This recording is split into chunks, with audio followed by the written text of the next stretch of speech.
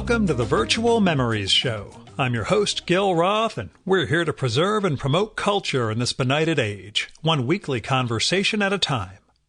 You can subscribe to the Virtual Memories Show through iTunes or by plugging our RSS feed into your favorite podcatcher. You can find the RSS feed on our websites, vmspod.com or chimeraobscura.com/VM. We're also on Twitter and Instagram at VMSPod, at virtualmemoriespodcast.tumblr.com, and on Spotify, YouTube, and TuneIn.com by searching for Virtual Memories Show. And visit patreon.com/VMSPod or paypal.me/VMSPod to make a one-time or recurring donation and help me continue to produce smart conversation about books, art, comics, and culture every week at the Virtual Memories Show. This episode was like a year in the making. In August of 2018, I had two podcasts scheduled in New York City one afternoon, and I had a little time to kill after the first one, which was near Madison Square Garden. Second one was up by Columbia University, so I kind of meandered down to the West Village before heading uptown. I saw Simon Doonan walking down 13th Street because it was clearly Simon Doonan, and I thought, if I don't go up to him and pitch him on the podcast, I will never forgive myself, because I'd adored this guy's work, particularly the columns he'd been writing in The Observer and Slate for many years. And he's just this unique New York presence. And so, I plotzed. It was August. I was a sweaty mess, and I walked over and said, "Mr. Doonan?" He said, "Yes, I'm Simon." And I told him how much I enjoyed his columns and his books over the years, as well as the display windows at Barney's department store that he designs. And I really have. Like I say, he is this very special figure when it comes to not just the writing, but, making art out of almost anything. Simon was gratified and to be recognized and to get such fulsome praise from a sweaty mess like me. And then he told me I should also be watching Making It, the crafting show that had just debuted on NBC. It's hosted by Amy Poehler and Nick Offerman, and he is a judge on that, along with Dana Johnson. I lied. I told him I had DVR'd the first episode and made a mental note to watch it that night. Thank gosh for the NBC app on Apple TV. That's all I can say. Making It is a really fun show, and even though it's a competition, there's a lot of heart to it. It's one of those reality crafting or reality competition shows all about crafting in different forms and genres, and the personalities of the contestants, they were good people. They came across as people who cared about the things that they were making and cared about one another. And Amy Poehler and Nick Offerman just have that wonderful chemistry from Parks and Recreation. And so, that makes the episode a lot of fun. And Simon can be an entertaining judge in his way. So, anyway, I pitched him on the podcast because that's what I do. And I knew he had published a book in the past year or so on soccer style. He told me we should wait until his next book, Drag, The Complete Story, comes out in 2019. I gave him one of my podcast postcards, which has my contact info on it as a reminder. But, what are the chances he was going to say, "Oh, yes, that sweaty schlub from New Jersey, I should drop him a line." So I also put him into the great spreadsheet that knows all when I got home, with a note for me to follow up with his publisher this year. And then I took a selfie of the two of us, and I'm not kidding about the sweaty mess thing. He was kind not to run away screaming at the sight of me, but I got this wonderful pictures of us, and really great pictures of just him by himself, which I immediately posted to Instagram, much to my wife's jealousy. Then this spring, when I saw that Drag, The Complete Story, was listed on Amazon, I followed up with his publisher with a short version of the story I just related, and they went ahead. They got us set up for a podcast. I borrowed a friend's apartment, and here we are. Drag, A Complete Story from Lawrence King Publishing is a fabulous book. Fabulous, in multiple ways. It's all about drag, but the chapters cover different themes like glamour drag, art drag, black drag, pop star drag, radical drag, and of course, drag throughout history. And the book is just filled with this gorgeous photography. And the whole thing works together with Simon's narrative throughout this to create like a framework for appreciating and understanding drag in all its permutations. It's really an amazing piece of work and sort of a cultural archaeology and celebration. And it's totally accessible to a reader who is not steeped in the lingos of drag and queer cultures. I mean, yeah, Amy and I have watched more than a few seasons of RuPaul's Drag Race, and she did used to go to Lucky Cheng's, the Chinese drag restaurant cabaret in New York, before moving out to New Jersey and becoming boring with me. But we're comparatively straight-laced is what I'm saying. And despite all that, Drag, the complete story is just a wonderful and enjoyable read. In fact, I picked up a couple of extra copies for friends at the book launch last week at Barney's downtown. Drag goes on sale this week. It'll be September 17th, 2019 for you time travelers out there. And Simon's share of the proceeds from the book all go to the Ali Forney Center for LGBTQ youth who are at risk of homelessness. So great book, great cause. Pick up a copy of Drag, the complete story, and enjoy Simon Doonan's guided tour of gender nonconformity. Now, as caveats go, we recorded at my friend's place. Air conditioning kicked on a couple of times, so when I sampled that out, it left a couple of audio artifacts in. Sorry. Now here's Simon's bio from his publisher. Writer, fashionista, and author Simon Doonan is the creative ambassador for Barney's New York. His books include Saturday Night Fever Pitch, The Magic and Madness of Football Style, Eccentric Glamour, Confessions of a Window Dresser, and Gay Men Don't Get Fat. Simon appears as a judge on the NBC television show Making It, co-hosted by Amy Poehler and Nick Offerman. And now, the Virtual Memories conversation with Simon Doonan.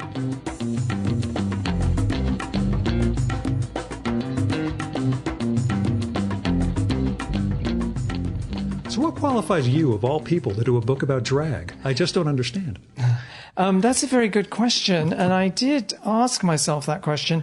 I had just completed a book about soccer players. You know, I don't know if you're familiar with the culture of soccer, but it's a kind of culture of hilarity and excess, Lamborghinis, wags, stratospheric salaries. It's kind of a really wacky European soccer, global soccer. It's a whole interesting culture. So I did a humor book, an overview of the culture of soccer. And this incredible publisher, Lawrence King, they said to me, we want to do a book on the history of drag because apparently it doesn't exist. Like the actual history going back to ancient Rome, ancient Greece, mythology. And I thought, oh, that'd be fun. And so I'm not an academic. I'm not qualified in that sense, but I love history. And I thought if I write it, it'll be accessible to people who are maybe also not academics, who are people that are just interested in getting another dimension to their knowledge about drag. Maybe they watched RuPaul's Drag Race. So I think just the fact that I was enthusiastic about it and had also been around drag queens my entire life, you know, so it's just a wallpaper that's been in my existence and forever. You've done drag yourself. Of course. On many Who occasions. hasn't done drag? Haven't you done drag? This is what I was going to ask you. I feel like I would make an ugly woman. Not that I feel particularly masculine or butch, but I just have this idea that I would look terrible. I could see you done up very sort of Virginia Woolf, very Bloomsbury, like a turban maybe, like Edith Sitwell. You could look very English bohemian between the wars kind of look. I would give you that look. Don't try and look like Giselle. Right. And that's where I figure, But clearly that was your immediate go-to, was like, how do I look like Giselle? Well, yeah, that's the... Which is I think that's maybe time for introspection. I've got the jawline. I just don't know if it would really carry over to women's style. Well, I don't think... the fabulous thing about drag is I don't think you need to look like anything. Right. You know, it's a free-for-all. So there are drag queens now who have exquisite style, like Violet Chachki, and meticulous artistry with their makeup, but that's not de rigueur. You can look utterly, objectively horrendous, and it's perfectly okay. It's actually a very freewheeling, very groovy milieu. Yeah, in fact, how did you choose to break up the chapters the way you did in the book? You know, selecting sort of the breaking out in glamour, art, butch drag, etc. You know, what was were there categories you kind of hemmed and hawed about? Well, I thought with a history book on drag, obviously the first, most obvious way to approach it is to sort of slog through, starting with the primordial muck, like moving forward from there. And I realized some eras would be very interesting. Some eras there would be nothing. Who knows what was going on in the Middle Ages? You know, stuff like that. So I thought better to thematically divide it up into rock star drag, movie star drag, pop star drag, historical drag, which includes obviously mythology and ancient history. Is that any concern in terms of getting sort of dragged into the Camille Paglia theory, jargon sort of world? You mentioned not being an academic, but I know you cite her periodically, and I just wasn't sure if there was any sort of concern of becoming inaccessible, I guess. Well, I find history... I love history because I rummage through history and I find nuggets of interesting, hilarious, shocking, otherworldly bits of information. And I think that's the way to engage young people with history, is to say, hey, it's actually not boring. It's really insane and really fun. And I think Camille Paglia has always done a great job of that. I mean, reading the whole of Sexual Personae is an undertaking, but God, it's an incredible book with so many amazing bits of information. There are several books. I actually have a list of books, further reading in the back. Which actually raises a question that I thought I'd get to later, but may as well bring up now. As a kid who failed his 11 plus, did you ever think you were going to have a shelf of your own books? No, I thought I was a complete idiot, and I spent most of my life working with the other side of my brain. You know, I was a visual person. I had a corporate job for decades, designing windows, advertising, marketing. It was all visual. It was all visceral. And then when I was 48, Nicholas Callaway of Callaway Books, Callaway and Viking, got me to do a history of my window display career, and I wrote the introduction. They said, you're very funny and you should write more. And that's when I started writing. And I think I enjoy writing because I just don't take it that seriously. I throw myself into it and I rewrite furiously and endlessly. And from there, Peter Kaplan, the legendary Peter Kaplan, the editor of the New York Observer for so many years and so beloved by all of us who were there at that time, he gave me a column, which I wrote for 10 years. And so half of that time, I was writing it every week, and then I switched to every other week. And so it's a lot of columns. That's the columnist's doom. You generally, as a guy who had a column, 5 or 6 columns you're okay with. Once it turns into, weekly, after that, you start kind of stretching, I find. Well, what I realized was they kept saying to me, all the advertisers love your column. They only want to be in when you're writing. So I thought, I'll just do it every other week. Yeah. So because I had a corporate job at that point, I was, writing my column at the weekends and the evenings. So, I had my corporate job at Barney's, which I'm hugely grateful. And a lot of my friends at the time who were writers, they said, no one will ever take you seriously because you work in a department store. And I said, A, I don't care. And B, check back with me in a few years when writing becomes so underpaid that you can't possibly exist on it. Then gradually they're all like, how did you get your job at Barney's to support yourself? So, Well, when we talk about my doing this and having a day job, that's if this was enough to pay the bills, it would be wonderful. But, I don't think it would be wonderful. I always think if Virginia Woolf had to sort of do a few days on the cheese counter at Harrods to pay the rent. More balanced. Oh my God, totally. I think it's good for writers to get out and do stuff. Like Simone Weil, the philosopher, she used to work in a car factory, just to stay grounded. So I'm a big believer in that. I think having a job is the most important thing for anyone. A job. I'm hip. J-O-B. The number of people I've interviewed for whom that is the extent of their lives, I always have that sort of, you're just kind of writing and going to writers' parties, and I see that face. Oh God, I'm not judgmental about it. I just think, God, I would just go nuts. Yeah. I want to be out in the world. And, at Barney's, we have 2,000 employees, and over the 35 years I've been there, or however long it is, those have changed. I'm in contact with this massive amount of people who have enriched my life. Never mind the customers. Yeah. That's not even including the customers. So imagine you're at home. It's like being an artist. I also find similarly horrifying. You're in your studio worrying about your line quality. And, it's like, oh my God. Go work at a convenience store for 3 months just for the shits and giggles. Has quote unquote art ever been I'll say aspiration? I mean, I know from the way you've described your work, particularly in the windows, it's design, it's marketing, it's, explicitly not art for that reason. Was there ever a point in your life that you had I should become an artist? Was that I did think about it, and then I realized how much more fun it was to be a window display designer, because it's ephemeral. You do a horrible window, no one cares, it's gone in a week.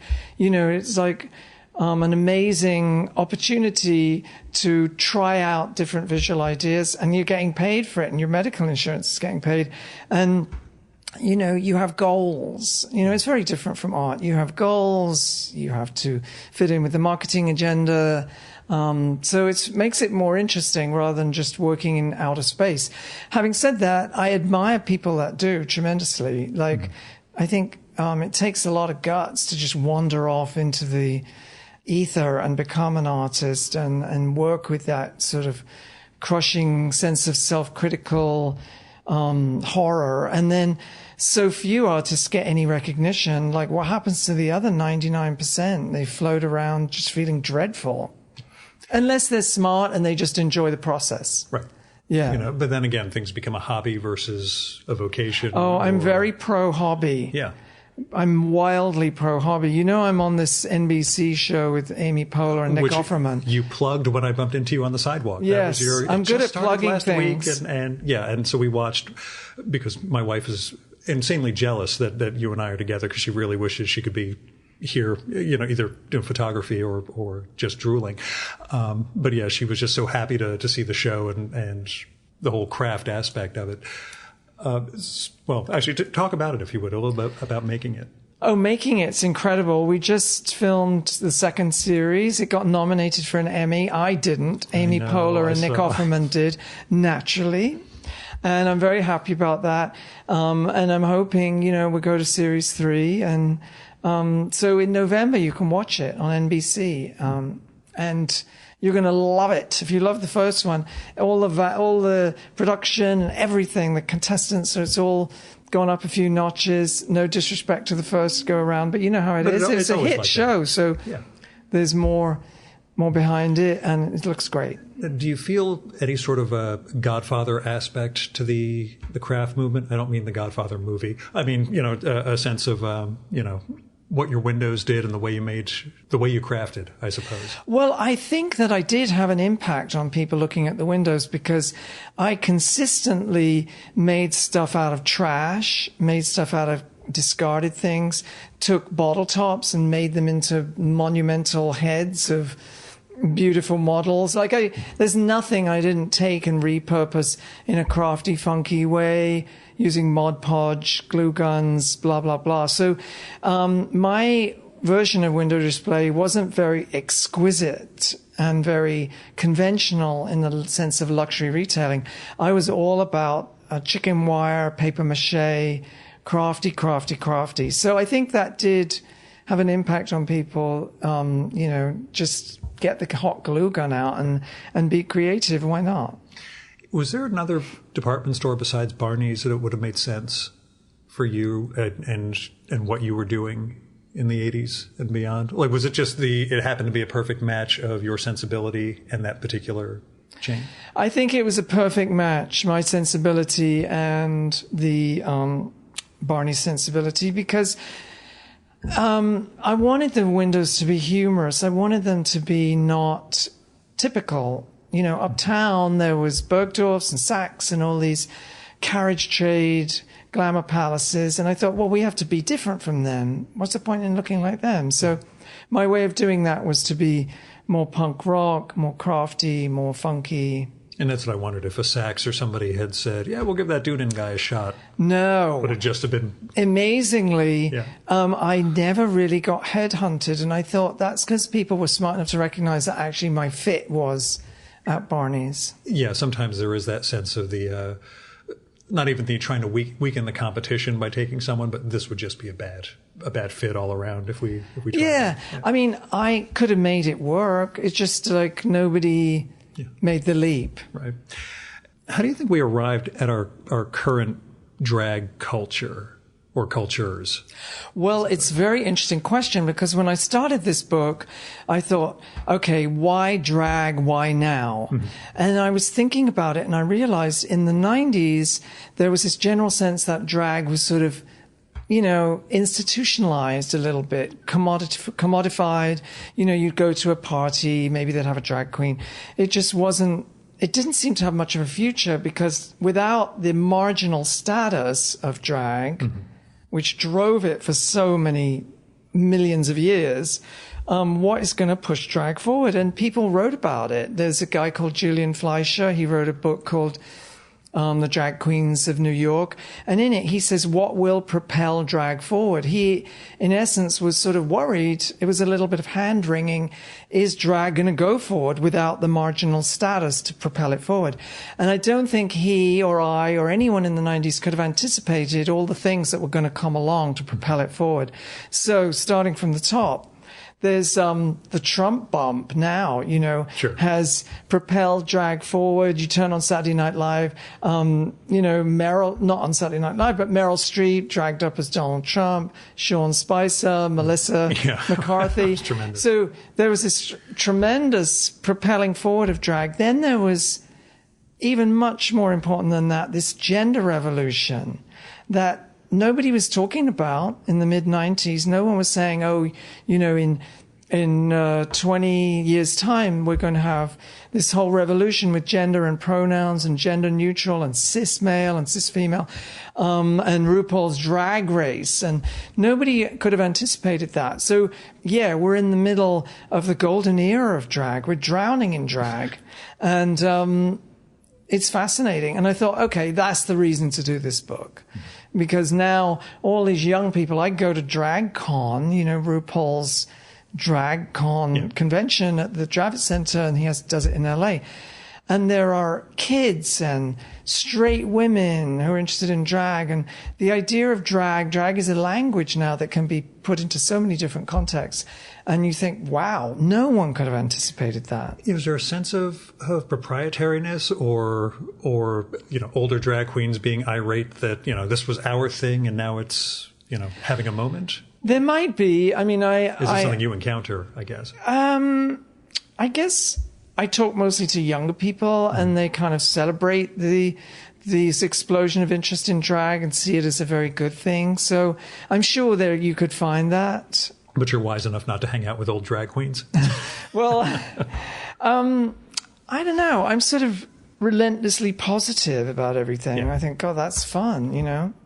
Yeah, what do you see as the future? Or is it just as impossible to guess as it was in the 90s for drag? I think the focus on identity, the focus on gender, the exploration of gender, that will sort of continue and become more and more Baroque. And I quote Casey Spooner, the performer, and he said, you know, it's become a garden of identity, of flowering, and people can create their own identity. And we're moving more in that direction. Even in the 3 years it took me to work on this book, during that period there became a significant change in focus on gender neutral, you know, more of that thing where, you know, how are you defining yourself in subtle, ever more nuanced ways, because people they reject the gender binary.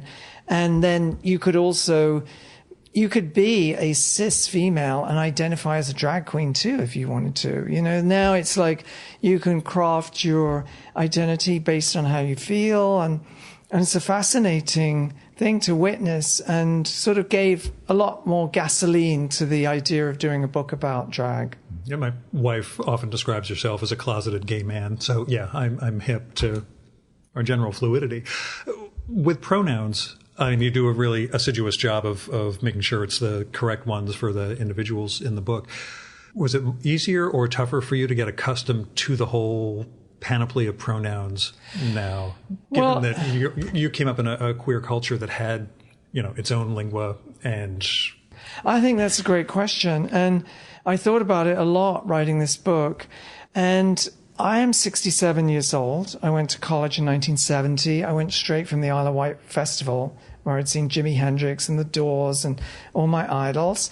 So I'm a counterculture person. So I went to, you know, I'm a 60s person. So I look at life through that lens, you know, and when I went to college, that was the lens that we looked at life through. And there was no oversight over our personal behavior or our language, you know, and so I'm a very freewheeling counterculture person. But I'm very interested when that changes, and it always does change, just as students who went to school in the 50s. I'm very interested in how the lens through which people look at things, particularly colleges and stuff, it changes. And it's constantly changing. So the lens that people see through things now is very different. And I'm fascinated by it. I do my best to understand it and adhere to the rules when it impacts me. You know, so I'm fine with it. I'm just see it as being something that's always changing. Mm-hmm. Like we didn't have all that Foucault stuff when I was at college. I never heard anybody mention it. You know, intersectionality and all that stuff didn't even exist. Yeah, I think it really flourished in the 70s, right after you I got left into the 80s when I was in college. Yeah, so I don't have that lens. I don't look at the world through that lens. But I have no problem with it. People should look through the world through different lenses based on who they are and where they come from and when they came of age and stuff like that. I'm very loose, easy breezy, 60s counterculture kind of. Not a hippie, so well, in my town where I grew up, it was very rough. Hippies used to get beaten senseless. So I didn't do the hippie thing, but visually, I was more of a mod. I went right from mod to glam rock. But I used to go to all the festivals. And not everybody at the festivals, you know, the Isle of Wight, the Wheelie Festival. I went to the first Reading Festival because that's where I grew up. So I was fully in the free concerts in Hyde Park, you know, all that stuff. I was very into that because it was fun and crazy and outrageous. As a gay person, you know, we're talking an era where gay had been barely legalized. It was legalized in 1967 in England. So you were like, this is groovy because everything was okay. You know, you're welcome because, you know, it's Age of Aquarius. Freewheeling. Thank you. Summer of Love, too. Yes. And now we have the Age of Aquaria. It's a very famous drag queen. Do you get treated with hero status at all back in Reading? Or are you pretty much, you know, seen as the guy who left? I can't think of anything more horrible than being a role model or a hero. Yeah. No, I'm statue I'm or not. anything? I don't have that. And there are other much more famous people from Reading, like Marianne Faithfull. You know, she went to the convent school next to the school I went to, and she was a local celebrity. And Jacqueline Bisset. And Kate, what's her name from Titanic? Winslet. Yes, Kate Winslet. Yeah. Okay. A Reading girl.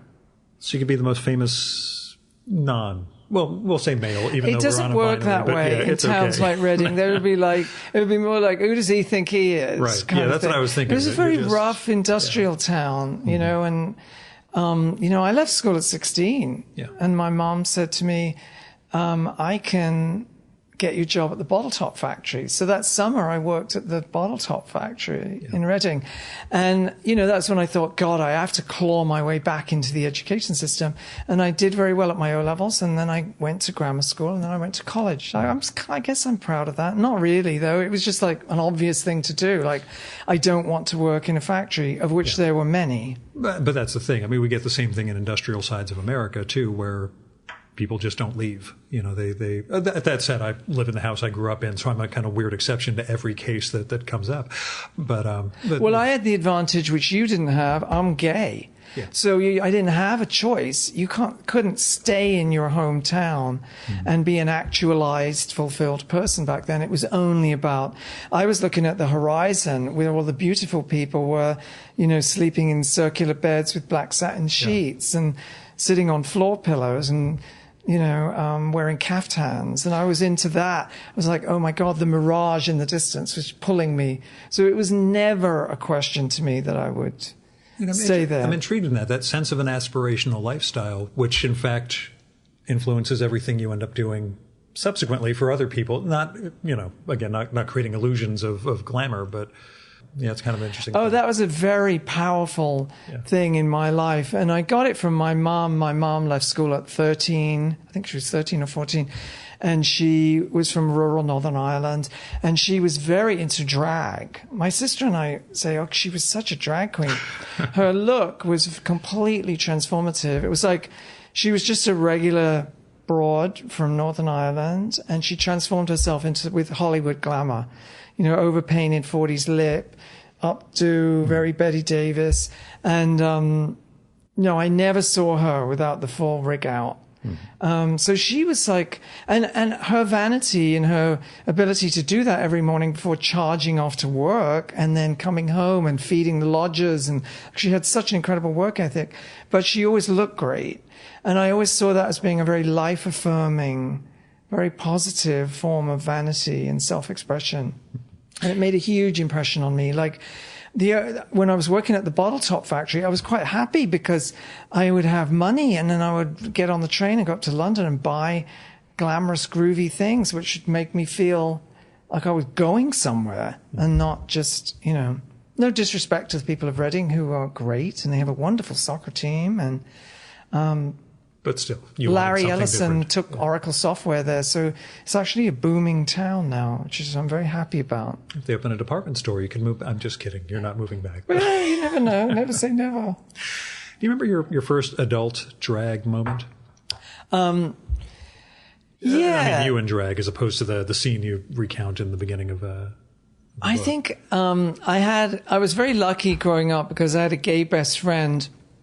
And his name was Biddy, and his name is James Biddlecombe, and he went on to we moved to London together, and he did become a drag queen for quite a long time and a pantomime dame. And so I have a picture of us taken by my mother when we're about 10, and we're in drag in our backyard. We'd put on a load of my mother's clothes and lampshades on our head, and we're all with handbags and everything. There we are in the backyard where I grew up, and my mom took this picture of us in drag at the age of 10. So we were just really insane and unstoppable. And of course, as soon as we were old enough, got on a train, went to live in London because we wanted to be part of that fabulous world of where you could be free and not get called all kinds of horrible names and punched in the high street, You still got called horrible names, I assume, but not as often as if you stayed back there. But oh, absolutely. Yeah. But people of my generation, I learned this from my mum, because my mum was North Irish, but in England. We grew up in England. So, but back when I was a kid, it would say no Irish, no blacks on pubs. So she was overtly discriminated against. I remember her coming home she tried to get a job at the biscuit factory in Reading and said those bastards wouldn't pay me enough because I'm Irish. I had to pay me less because I'm Irish. Like overt discrimination like that. But she never let it get to her. She was like, they're all stupid. Yeah. That was her attitude. Well, they're English. They're horrible. They have no imagination. They're no fun. Wait till we go to Belfast for the summer holidays. You're going to love it. The people are great. That was her attitude. It was like, well, who cares what they think? So that was the lens through which I saw any kind of, over the years I've been called all kinds of names, but I never took it personally. I thought, well, are they living in a groovy apartment? Yeah. Did they cross the Atlantic and get their green card and have a fabulous life and write books? And probably not. So that was that toughness and resilience that I got from my mom. That was how I navigated the world, and it worked for me. Everyone's different. Mm-hmm. And did she get to see you successful? Her big focus was pay your bills, get a job, don't become a drug addict or a drunk. And that's enough. Really it was for her. I mean, my father's was, hey, at least our kids aren't in prison. That's how he felt he did a good job as a father. So, yeah. And he's right. I think I never felt any kind of oppressive expectations coming from my parents. They came to New York when I had my job at Barney's, and I remember taking them to Barney's and showing them around. And I think probably there was some glimmer of recognition that I had gotten a foothold in the world and could pay my bills and had made something of my life. And I think they were probably relieved because my family, there's a lot of tragedy, a lot of suicides, a lot of mental illness, close family members. I won't go into too many details, but alcoholism, depression, suicide, the whole bit, schizophrenia. That's a leitmotif in our family. Yeah. So I think my parents were like, sheesh, he doesn't appear to have become schizophrenic. The fact that my sister and I are both gay, that made them both a bit nervous because by then they were living back in Northern Ireland where it was still illegal into the 80s, 90s. So that made them a bit nervous. But again, I'm a very resilient person. So. And do you feel, not to downplay mental illness by any means, that the windows helped you kind of externalize demons? Jobs, having a job, being very busy, working all the time, being completely absorbed. My job at Barney's, I went to work at Barney's in 1985. I had my interview, and it was right in the middle of the AIDS epidemic. All my friends were getting sick, all my ex-boyfriends. It was like an unbelievably desolate moment. Mm-hmm. And I was living in LA, and I had this opportunity, and I thought, what have I got to lose? I'm probably going to die in a couple of years anyway. So I moved to New York and threw myself into this job, which was very all-consuming. And it was that was immensely therapeutic, for over 3 decades, of throwing myself into that job, finding out I wasn't going to die eventually, From that, yeah. Yeah, exactly. Not that I want to be macabre or anything, but yeah. No, be macabre. It's good. So yeah, it was a great refuge for me, the fashion world, Barney's, retail, a great place to focus creatively, throw myself into it with a lot of fantastic colleagues, amazing people I worked with at Barney's over the years. Mm-hmm. Yeah, and I guess that's another question related to that versus art, the sense of collaborating and relying on so many people to actualize your visions for windows and for the rest of the decor and the things you were designing. I recorded with Milton Glaser a couple of weeks ago, and it was the same. Yeah, there's art, but I much prefer working with people. Oh, God, yes. Yeah. My favorite thing, I would do all the sketches for the windows, and then I'd go to the studio and we'd look at them and we'd try and mock things up and see what worked, reject things, and everyone would stick their 10 cents in. So it was like really fun and collaborative. I was responsible for it if it looked terrible or wasn't working or, and I was responsible for generating the original ideas. But the rest of it was like, hey, got a good idea, bring it to the table. Or if a motorized mannequin accidentally smashes a window, they're going to call you first and say, Simon, what the hell did you do this for? Yes. But to get back to AIDS, which is a horrible seg, was there a survivor's remorse thing for you? How you dealt with being the guy who wasn't infected when all of your cohort was dying? I think there's a survivor's syndrome. Yeah, remorse. Which part of it is remorse, part of it is confusion, anxiety, and I have a lot of I've known a lot of Holocaust survivors in my life. I know friends whose parents were Holocaust survivors. And I'm not comparing syndromes here, but like I would empathize with that and think, and my mom actually had a very good friend when we were growing up who was this lady called Erica, who was really an unbelievable person. And she'd survived Auschwitz and all of her family died. She was a young girl at the time. So when I met her, she was in her 20s. She was blind because of God knows what they'd done to her in the camp.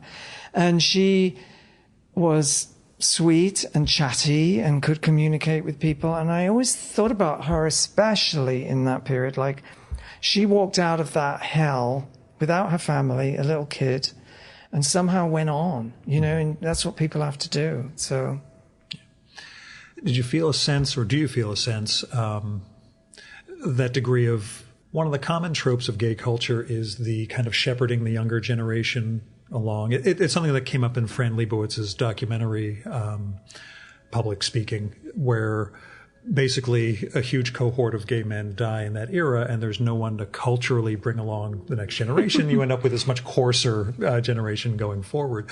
Again, everybody's got theories on how this stuff develops, but is there that sense of stewardship? Well, I do always rant at young millennials about which movies they should watch, but it's purely for selfish reasons. I just want to be able to communicate with them, especially in window display. I'd say, okay, so you've seen Beyond the Valley of the Dolls, right? And, Russ Meyer. Yeah, and they all look at each other and you wonder, how did you get a job as a window dresser without having seen Russ Meyer? Yeah, my approach is more like, how am I going to describe this wig that I want them to do? I have to draw it. So I draw, I would sketch all the time to communicate, but movie references are very useful. And, but I don't feel any obligation to mentor people. I'm sort of not very pro the mentor movement, or, I'm always, if people have specific questions, I always try to be very helpful, about working and everything. I think there's too much nannying. And I think young people seem to have a lot of anxiety disorders now. Yeah. And I think, is it because they're all being nannied to death? I was never nannied. It was like, you'll figure it out. Life's not so complicated. I never felt that. That's the message I got from my parents. Life's just not that complicated. The idea that they would be involved in my college application would be absurd. They were just like, okay, so they drove me to this train station and waved goodbye. And from that, the subtext of that is, you'll be fine. Yeah. It wasn't like, and then there's this and there's that, and we have to come and settle you into your room and all that stuff. I don't know. No wonder young kids have anxiety disorders. So I'm not very, the idea of role models and being inspirational. I just wrote an article about women's soccer for a soccer magazine that's great called 8x8. And I said, well, women's soccer is to be relieved of this obligation to be these inspirational role models. They just need to play the game and have fun with it and not hold themselves to these standards newsflash, the men aren't doing that. They're just buying another Lamborghini and having fun and being young and crazy. And I think people need to feel that sense of freedom and not feel they have to be exemplary and paragons. And that's the contemporary syndrome that I see a lot on Instagram. And I'm like, oh God, I'm so glad I don't feel that crushing obligation. Having said that, if someone asks me a specific question about what should they do, I always try to be very helpful and give people advice if I feel I have something to say about what they're doing. Mm-hmm. But there's no sense of I wish I came of age now instead of back in the 50s and 60s? No, I feel tremendously lucky, despite, the early years of squalor, post-war austerity and squalor, and then all the overt discrimination. I am glad that's made me who I am, and I'm very comfortable with that. And I'm also very interested in how young people see the world, what they think, and but I don't want to shape it. Yeah. That whole idea of just the very term influencers just burns my ass. I don't know what that whole Instagram culture. I feel bad for them because I feel that's great. But what do you do when you're not an influencer? Is it like an episode of Black Mirror all of a sudden? Yeah. And you don't know who you are. it's sort of taking too much of your self-validation externally. And that's why I am happy with the time I grew up. We were told, listen, people don't necessarily going to love you. You have to love yourself. You have to build your inner strength. And that was the message I got growing up. And that was what stood me in good stead. And I get nervous when I see people seeking external validation, and the internet encourages people to do that. And it makes me anxious. Therapists must be very busy with poor kids looking externally for all this validation. Yeah, but weren't the windows, in a sense? Yeah, but guess what? You're getting paid for it, so that's a different thing to begin with. Well, and also, it's public domain. So what would happen is you do a window, you install it, and of course you're in and out onto the sidewalk, looking at it, giving instruction, moving the lighting, and you're immediately getting the peanut gallery on the sidewalk. So people are like, ugh, this is ridiculous. You know, what? Yeah, you immediately hear all of it. And I would listen, be very interested in people's feedback, but I would never take it on board personally. Yeah. I would say, God, they're right. That really does look tawdry or provincial or mundane or dreary or whatever they were saying. I would, you know, harvest their feedback and then discard it when I thought people were just being bitchy. Because it is New York. Everybody's got a goddamn opinion. So. I'm very comfortable with that. Like feedback, critiques. I don't have a problem with it. Yeah. And part of what you do now with making it. Yes. So, you know. Well, with making it, Amy Poehler and Nick Offerman were very specific from the beginning. We're not taking anybody down here. It's about positivity. Yeah, it's not the harsh Simon Cowell. No. You know. If anything, you know, sometimes I'll make a quip about something someone's doing. That if the contestants get emotional, it's because they're missing their family or recalling some personal thing. It's not because I've lacerated them with criticism. But I would do it with humor. Mm-hmm. You know, I hope they get it. You know? Yeah. And I would be upset if I thought I'd upset somebody. Sure. I wouldn't like that. That's never been my goal. Yeah. And that's, again, one of those varieties of reality TV that just went into that. Why American Idol took off the way it did was really seeing people get torn to pieces as opposed to the beautiful voices that showed up. So, yeah, it's a pleasant change. Favorite window you did? Well, the last set of windows that I did for Barney's was this foodie holiday.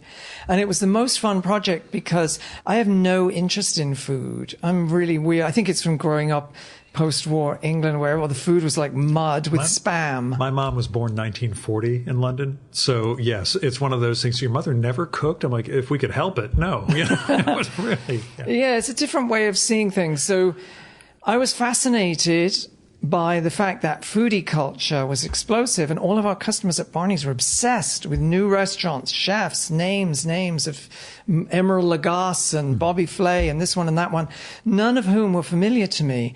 So I leapt into the world of food and immersed myself in that culture, which was fun. You know, and I think that's connected to this drag book and the football book. I do have that ability to be very interested in things that are outside of myself, or like are not my core interest. And my windows were a lot based around that. Okay, what are people talking about? What are people buzzing about? You know, we did Warhol windows, and I am interested in Warhol, but we didn't do it because I was interested in Warhol. We did it because that year there were 2 documentaries, and there was a general increase of interest in Warhol. And I think that comes from writing that column for The Observer. What are people talking about? What are people interested in? What are people resonating with? So I've never been that person who wanted to jam my own personal obsessions down people's throats. I wanted to look outside, and that was what made my job interesting. So it was more magazine-y, you know, touching on something that was in the zeitgeist. I don't know if I should ask, but what are your core interests? Or personal obsessions, as you put it, too.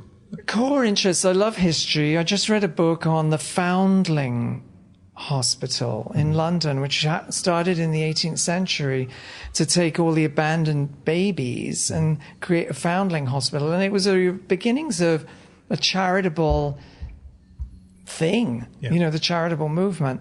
And, you know, it ties into... You know, George Friedrich Handel wrote Handel's Messiah and took the money he made and gave it to the Foundling Hospital. You know, so it touches on all these aspects of history.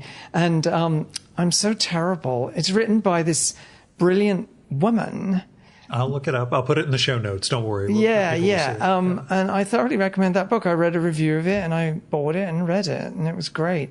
So I'm interested in a broad range of things. I just read a fantastic book on, again, I can't remember the author, but another woman who's brilliant academic. She wrote a book called Dangerous Liaison about the relationship between Simone de Beauvoir and Jean-Paul Sartre. And it's a long book, but it takes you through the post-First World War, through that, between the wars, the war, the invasion of France, blah, blah, blah, all through the lens of these two insanely kind of toxic, crazy, interesting, fascinating people. And I love that book because it focuses on two people who are by no means role models. They have very few redeeming characteristics. And I thought, why am I enjoying this book? And I thought it's such a relief to read about somebody who isn't telling me how saintly they are. Yeah. And that's a contemporary phenomenon where everyone's packaging themselves, again, as I say, as some kind of inspirational icon. And it's like, are people really interested in that? Or would they rather read about somebody who's flawed and real and interesting? I'm hip to that. That's my whole thing, is finding the stuff under the surface, seeing that moment of someone's core interests and what they're actually doing and what they're interested in, without going into any of your sordid history or anything by that means. But no, I mean, I think that's what makes human beings great, is their flaws and their multifaceted horrors and magnificence. And so history is your main? I love history, but that's a big catch-all for everything. I love, I just read a great book on Roger Daltrey. Yeah. The lead singer. I was raised on the Who, dude. That was, 8 years old. I was Walkmans had just come out. So Tommy, Quadrophenia, all that was just blaring into my brain. Well, you will love it. And it's his autobiography. Yeah. So he wrote it. So I'm interested in culture, history, the 60s, but anything really, if it's noteworthy. I think not knowing about history is a catastrophe for the culture. Because people now, I think, generally do believe that this is the worst period. You hear that all the time. Mm-hmm. People feel they're living through this terrible period, but it's actually, compared to history, it's a utopia. Yeah. Not for everyone, obviously, but it never was. In general terms, it's sort of, there's a lot of horror and there's a lot of positivity, which is, hello, welcome to history. Yeah. So I think it's terrible that young people aren't focusing so much on history and getting some perspective. Oh my God, I can't imagine. It makes me feel okay about the world. Well, let me ask, and it's something that's come up with a couple of other guests. You mentioned how 20 years ago you couldn't have predicted, where drag was going. Could you have predicted gay marriage would exist and that you would have a husband? No. I'm that generation and which of the two was less believable? Well, my generation, we thought the marriage was stoopy for straight people as well. So I have a whole group of friends who never got married, and my husband is constantly saying, is Joe and Anne married? Are Cindy and Richard married? And I'm like, I honestly don't know. I can email them and ask them. I can't remember. So lots of people did or didn't, did it later on, or maybe on a hill with a daisy and a couple of white caftans. So I never thought about marriage very much, and I was surprised when it became a focus. But then it made sense, and I was very impressed by the HRC and all these groups that doggedly made it happen just through persistence. And that kind of persistence to me is very impressive. It didn't work the first go around. Jonathan and I got married, and then Prop 8 was upheld, and then we weren't married. Yeah. But these incredible people like Edie Windsor, they persisted in the fight. And and it's sort of regardless of what you think about marriage per se, there's a lot to be said for that kind of dogged persistence, and it made people see gay people differently, and it's had a seismic effect, and it's great. That's another reason why I think, my God, look at the age that we're living in. That's what I'm saying. And there's many countries where it's still the death penalty if you're gay, so that's good to remember. So geography is important and history is important. Yeah, it's another line from that Fran Lebowitz thing, which is before gay marriage got legalized, how to her, the last thing from all of her gay male friends that they wanted was being in the military or being married. Why are you fighting for these things? We don't want any of these things. But still, that recognition of being a person, I guess. She also said, if the black box is the only thing that survives after a plane crash, why don't they make the whole plane out of the same stuff? She's another one I'm hoping to get on here someday, but you know. Oh, talk about an icon. I'll work with you on that one if you can help. So. Oh, I don't have any. Oh, I didn't know if you had an in or anything. No, only I adore her, and I still have her books, and I dip into them, and I wish she wrote more, but. I do have a question, actually, that comes from a guy named Hugh Ryan, who has a book out now called When Brooklyn Was Queer, which if you haven't read yet, you should. I'll try and get a copy over to you from Hugh. Oh, I'll buy it to support Hugh. Oh, yeah, it's pretty good. It's all about queer history in Brooklyn that was pretty much... I know about it because my assistant, Aaron Chandra, created the installation for it. Oh, at the Queerseum or something. Yes, at the big mall in Brooklyn. Aaron Chandra made that installation and showed me pictures and told me all about it. And that's how I know about that book. So yeah, I'm definitely buying that book. Good book. He's a gay supremacist, as he puts it, feels that everybody is gay or should be. So, it was an interesting conversation we had. But, yeah. No, he's got a point. Yeah, I figured. I see that gleam in your eye. But his question was... That's a very John Waters kind of view. Not person. John himself, but I'm thinking of Edie Massey in various movies, John Waters movies. But Hugh wants to know your favorite drag king? Oh, favorite drag king. There's so many. I mean, I love Moby Dick. She's a delightful person. I always laugh over the pseudonyms, and the book was filled with some of those. But yeah, Moby Dick was a... and going back in history, Joe Carstairs, the Standard Oil heiress who was a speedboat addict and walked around with this little dolly on her shoulder called Lord Todd Wadley, and was like... her hair was very like 50s, like a little bit of a pompadour, and she wore a lot of beautiful tailor clothing. She was rich, so she could go and get amazing tailoring. And she would walk into a room with a suit on and go up to a mirror and just, stroke her lapel and look at herself and say, marvelous. And then walk away with her hand in her pocket, thus. So I love the panache of those drag kings. Marlene Dietrich, Bianca Jagger. Women look great in drag. Drag on women is fascinating because if you're very butch, it makes you look butch. But if you're super femme, it can make you look extremely more femme, like Marlene Dietrich. Never looked more feminine than when she was wearing a man's suit.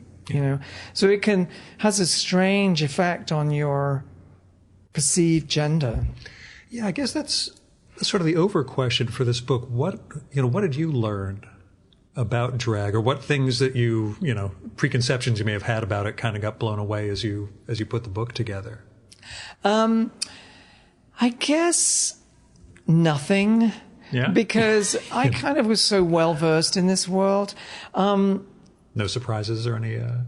My surprise epiphany was just standing back and looking at the moment that we live in now and realizing, oh my God, it really is this moment of drag. Why drag? Why now? There's 400 reasons, as we said, the gender revolution, all this stuff that's going on, RuPaul, drag now. How much, by the way, do you think the internet has to do with the whole identity fluidness thing? Because I got all sorts of half-baked theories along those lines that partly people who grew up thinking they were alone and the only person in the world who felt X, Y, or Z could now discover that there are 10,000 other people who feel the same way when they start going online. Partly they could have avatars who had different identities than their own. And partly there's also the drive to, there may be 10,000 other people doing this, but I'm going to be the one who takes this to some crazy extreme that none of them have thought of yet. So. I think all of the above is probably true. The internet has unleashed all kinds of fabulous pantheon of gender explanation, and you know, it's on the individual. You have to do what's right for you, you know, and not be too impulsive and not be too whatever the opposite of being impulsive is. It's your journey. Leading a boring conservative life, living in the house you grew up in northern New Jersey, for example. But anyway, so maybe you need to throw on a frock every now and again. We'll see. If I ever pull it off, I'll send your assistant Bloomsbury look. That could be arts and crafts. Yeah. But the future of the marginalized freak, which is a topic you've mentioned a few times. Are people still marginalized? Yeah. I used to think, I actually never subscribed to that theory that, everything was better in the 50s when there was the beatniks. Everything was better in the 60s when we had Woodstock. I never subscribed to that theory. I think there's always interesting people. And I think that's from being in retail. I've always been out there in the world with people, with colleagues by the thousand. I never took a car to work, or I always hated that idea of being separate from people. And I always ride the subway. I rode the subway here. I'm not proud of it. I just have this need to be around people and see what they're wearing. I don't tend to look at my phone much on the subway. I'm looking at people, what they're wearing, how they interact with each other. And that, again, I find very life affirming. What I see in the world when I'm out on the bus, even when I go to Chicago, I always ride the train in from the airport. I want to see people, and I see people being immensely kind and considerate to each other. That is the dominant thing. Once in a while, something goes off, kicks off, and goes all nasty. But in general, what I see in the world is like consideration, kindness, men and women dealing with their children together as some kind of team. And so that's a very important thing for me, because if you read what was in the media, you would think the world, people had soured and they were just, no. Armed camps. And people in general are very kind to each other. And we're talking all classes, all races. And so, the media, be careful. I don't want to say fake news or anything, but just what sells. I watch the PBS NewsHour with Judy Woodruff, and it's a sort of calm explanation of what's going on. At the end of the week, they have Mark Shields and David Brooks discuss it. Yes, it's very old-fashioned, but it's calm, and it's discussion, and it's... In my early days as a lobbyist, I saw Gwen Ifill on Capitol Hill, and that was one of my nerd... I didn't go up to her, but it was just my... It's Gwen Ifill. And that was, we lost, who died in the last couple of years, but I was just, it's her. That was exactly. Well, I idolized Gwen Ifill too. I was very sad when she passed away. And I think the people that are getting idolized now on network television are not network, but cable news, my God. It's who shouts. Yeah, it's horrifying. No. Actually, that's a question I had for you. TV. Clive James, when I was prepping for our podcast a few years ago. Jealous. Oh, God. It was the single greatest fucking day of my life. I recorded with him, then his wife, and then this great translator. Why did you have a schmagegi on like me? I mean... I figured I got to go high and low with this stuff. I'm just kidding. But his thing was, I don't need any help with TV. I've been on stage before, blah, blah, blah. And realizes in the first 30 seconds that he was commentating on something on TV, he had no idea what to do with his hands. That was are my hands in the frame? He's moving his hands up and down, not quite knowing what to do. So anything you had to learn in particular? Because you seem really natural on TV, but natural doesn't come easy. I've done TV for a long time now, and I used to do a lot of those VH1 talking head things. I did those for years. And then at one point I was on Tina Brown's, I think it was CNBC chat show. And so I was on there as a intermittent regular, and I looked at myself and I thought, my God, when I'm not talking, I just got resting bitch face.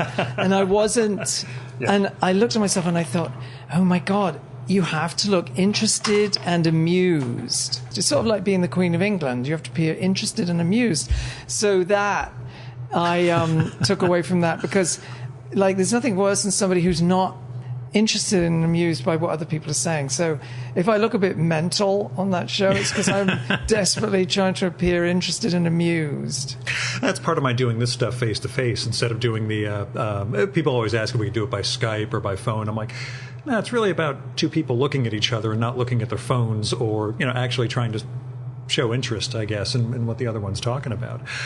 So good. That's not hands but face is something else to keep in mind. Your favorite New York, favorite era for New York, favorite neighborhood?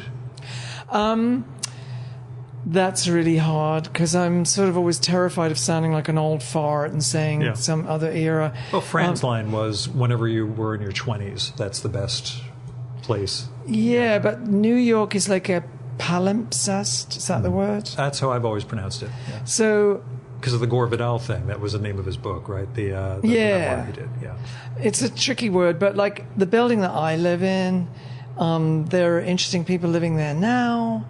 Candace Bushnell used to live next door, and this one and that one.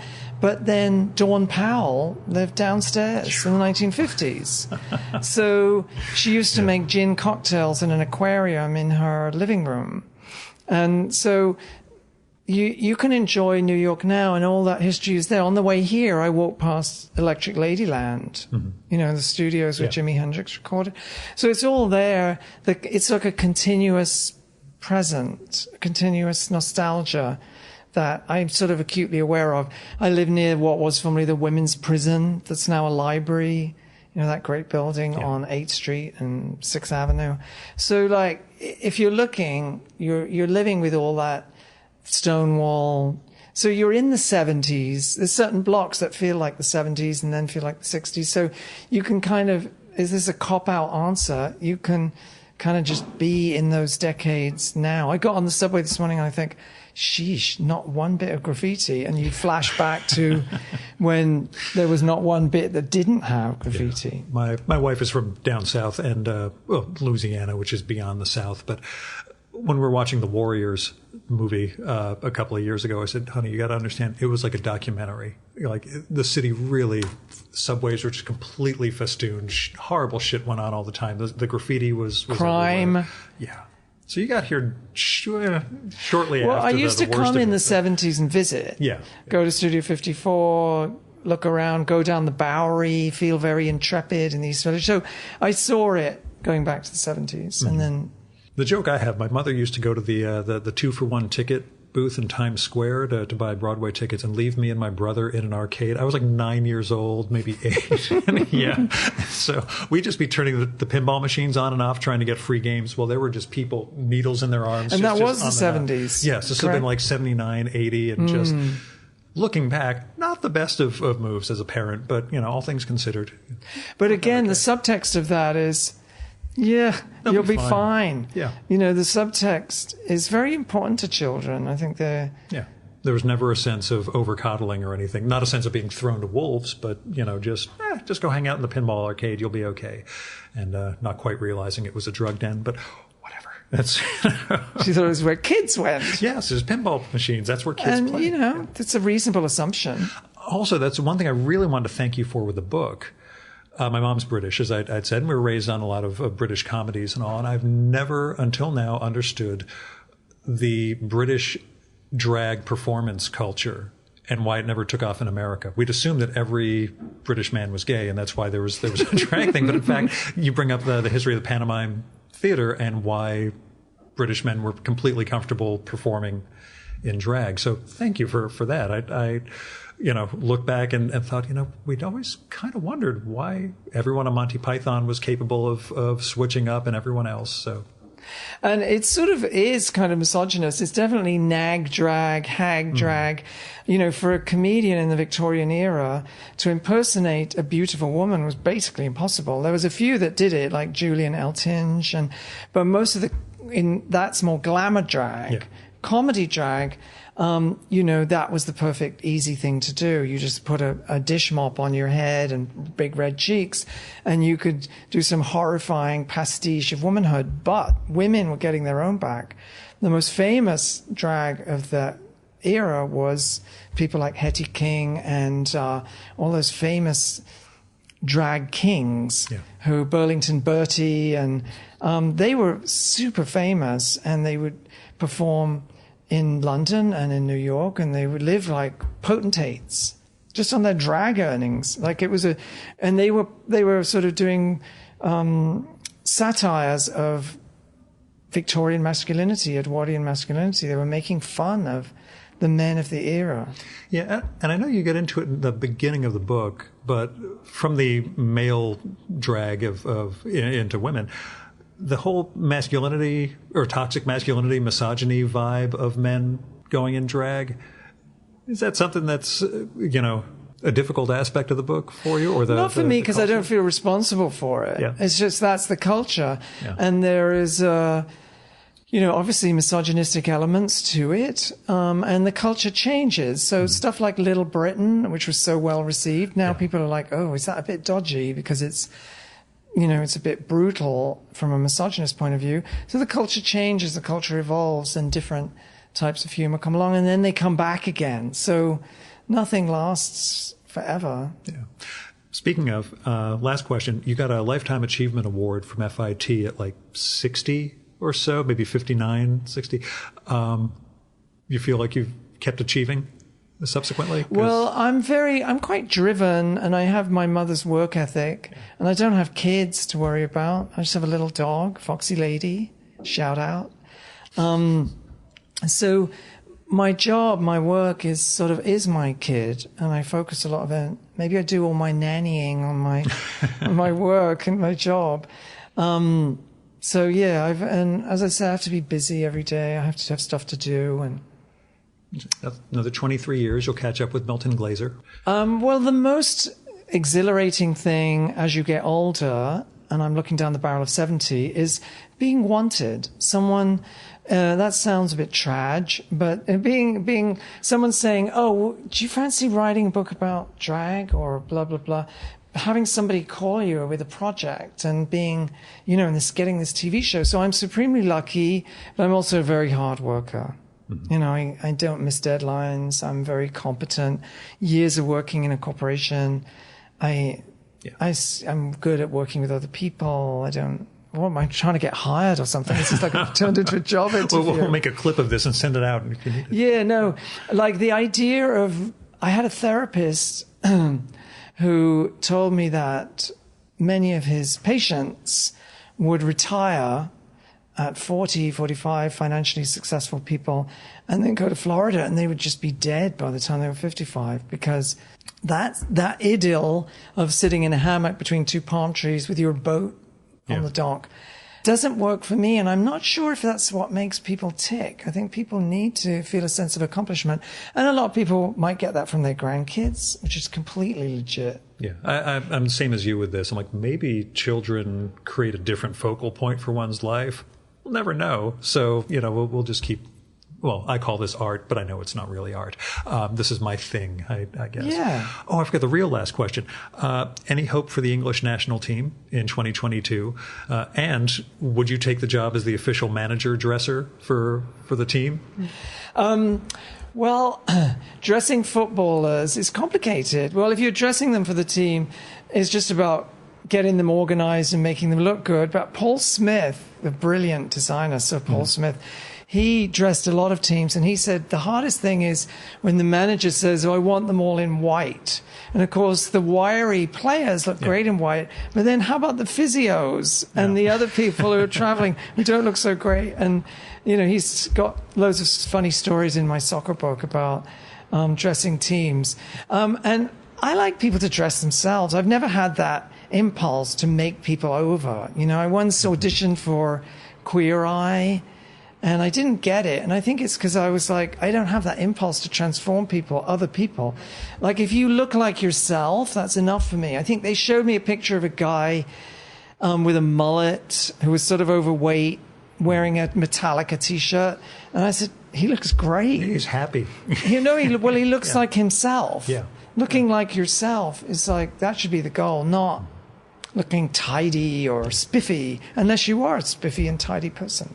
And you dressing at home by yourself, anything different than what you do when you're going out on the street? Do you really just, Are you fabulous at home? I guess. That's, yeah, I tried to make an effort and look reasonable. You don't do the Tom Ford thing and walk around naked all day. That's so he says, at least. I don't know. Well, I was sort of in and out of my apartment, so that would be a pain, walking the dog and running across the street.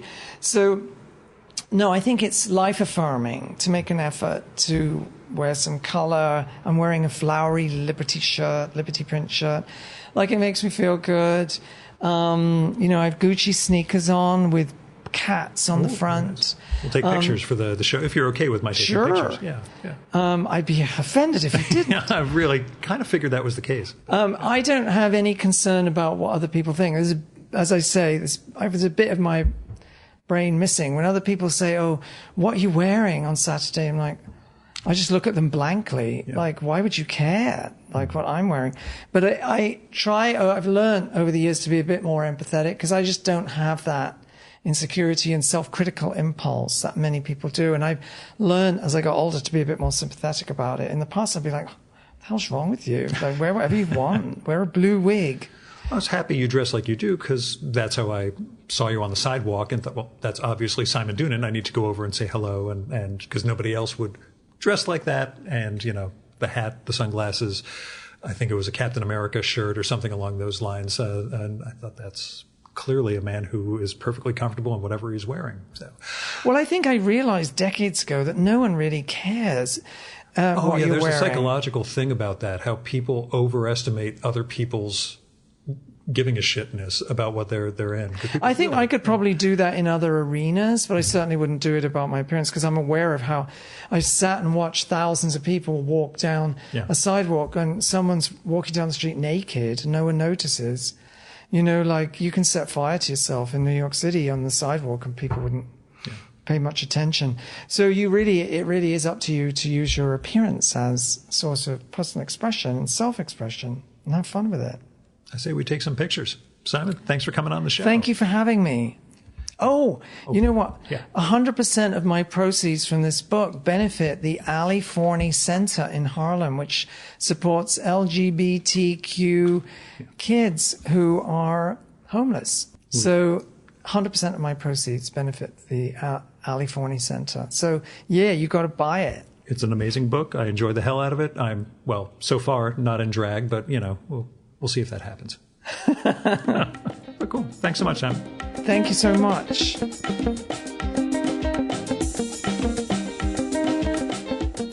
And that was Simon Doonan. Drag, the complete story, is out now from Lawrence King Publishing. It is a wonderful, funny, informative, and gorgeous book. And all of Simon's proceeds, as he mentioned, go to the Ali Forney Center for LGBTQ youth at risk of homelessness.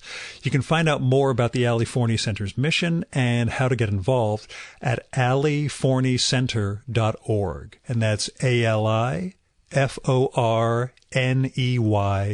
center.org. And you should visit Simon's website, simondoonan.com, to find out what he's up to. There's books, columns, Barney's Windows, and more, including that crafting show, Making It, which is coming back this fall on NBC with Amy Poehler, Nick Offerman, Diane Esom Johnson, and Simon. That's simondoonan.com, SIMONDOONAN.com. He's also on Instagram as Simon Doonan, all one word. As you can imagine, his Instagram feed is a lot of fun. And after we wrapped, I asked Simon, so, who you been reading? If you want to hear his answer to that and get a bunch of extra conversation, you'll need to become a supporter of the Virtual Memories show so you can get access to our quarterly bonus podcast, Fear of a Square Planet. The second quarter 2019 episode is up now and features an hour of book recommendations and fun conversation with Mark Allen Stamety, David Shields, Michael Carroll, Frederick Tutton, Ursi Soteropoulos, Caitlin Foisey, Seth, Nina Bunjevac, Stephen Guarnacha, Hugh Ryan, Bill Griffith, Boris Fishman, and Barbara Nessim. You can support the Virtual Memories show via patreon.com/VMSpod or paypal.me/VMSpod. I've got all sorts of goals and goodies in place for patrons, including that podcast, patron-only blog, handwritten show notes for every episode, a secret project that I'll get back to sometime, and more. So go to patreon.com/VMSpod and support the art of fine conversation. Now, I recorded this at my pal's apartment in Manhattan, so that involved $12 at the GW and $30 or so for parking, but no subway. If you want to help defray some of the costs of the Virtual Memories show, like web hosting, travel, equipment, and coffee, or just toss me some money because you think the show is worth it, then visit patreon.com/VMSpod or paypal.me/VMSpod and make a one-time or recurring donation. The special thanks go out to Nick Bartosik, Buzz Carter, Michael Hacker, Michael Janizik, Fred Kish, Annie Koyama, Jonathan Kranz, Kevin Katila, Jack Lescamella, Stephen Nadler, Barbara Nessim, Jim Ottaviani, Payne Prophet, Dmitry Samarov, Stephen Solomon, Greg Tanner, Ford Thomas, Armando Veve, and Garrett Zecker for going over and above in their support of the Virtual Memories show. We have the full list of show supporters at chimeraobscura.com/VM. Our music for this episode is Fella by Hal Mayforth, used with permission from the artist. You should visit my archives to check out my episode with Hal from the summer of 2018 and learn more about his art and painting. And you can listen to his music at soundcloud.com/Mayforth. And that's MAY4TH. And that's it for this week's episode of the Virtual Memories Show. Thanks so much for listening. We'll be back next week with another great conversation. You can subscribe to the Virtual Memories Show and download past episodes at the iTunes Store. You can also find all our episodes and get on our email list at either of our websites, vmspod.com or chimeraobscura.com/VM. You can also follow the Virtual Memories Show on Twitter and Instagram at VMSpod, at virtualmemoriespodcast.tumblr.com, and on YouTube, Spotify, and TuneIn.com by searching for Virtual Memories Show. And if you like this podcast, please tell your pals, talk it up on social media, and go to iTunes, look up the Virtual Memories Show, and leave a rating and maybe a review for us. It all goes to helping us build a bigger audience. You've been listening to the Virtual Memories Show. I'm your host, Gil Roth. Keep reading, keep making art, and keep the conversation going.